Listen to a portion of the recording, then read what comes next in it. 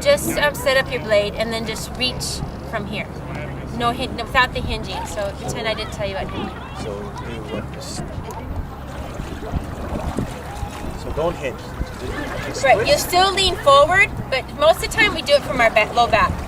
Okay. So if I were to tell you before I told you about hinging, reach. Get your reach, Gordon.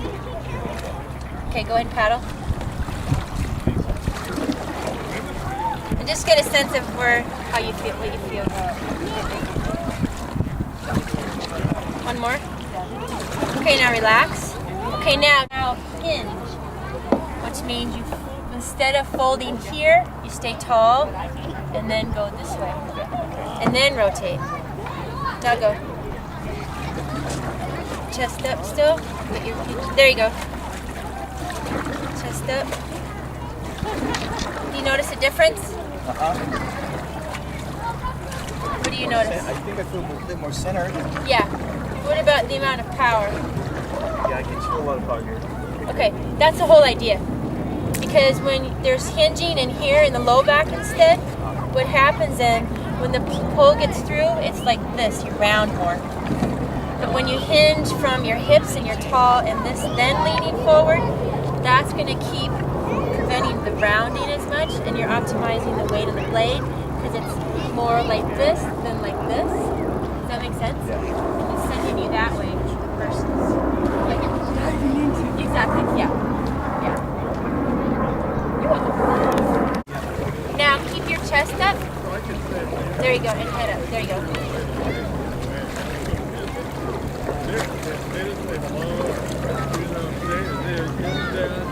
Three more.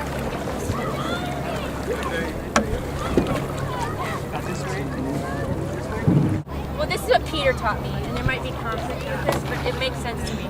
That you'll actually, when you're up front, your hip will go back a little bit before you pull. So I'm going up front. Oh, this side will go back, right? This one.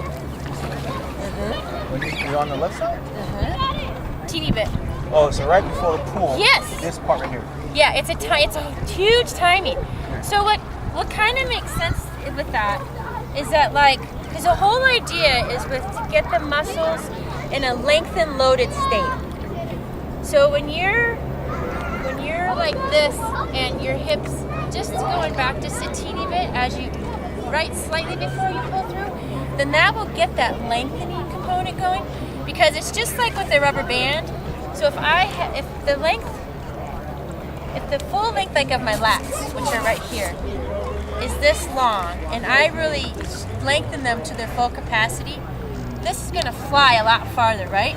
But if I shorten it, the force is going to be less. Yeah. Just like doing in the gym, doing a bicep curl, if you don't use the full range, it's going to end up shortening, and you're not going to have as much maximal force. So, generally, that's why the hips are like so important, because that's where you're driving from, and that's where the body's connected to the canoe. So, hip, trunk, that's like that separation drill. Hip, trunk, hip, trunk. In essence, it's the same. Like I had Brian and Vance do here, hip, trunk, hip, trunk.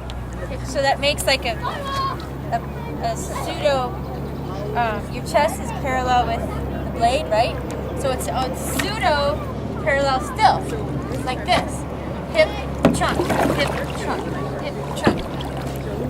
Does that make sense? Yeah. It's just getting the timing of it, which is challenging. That's a challenge.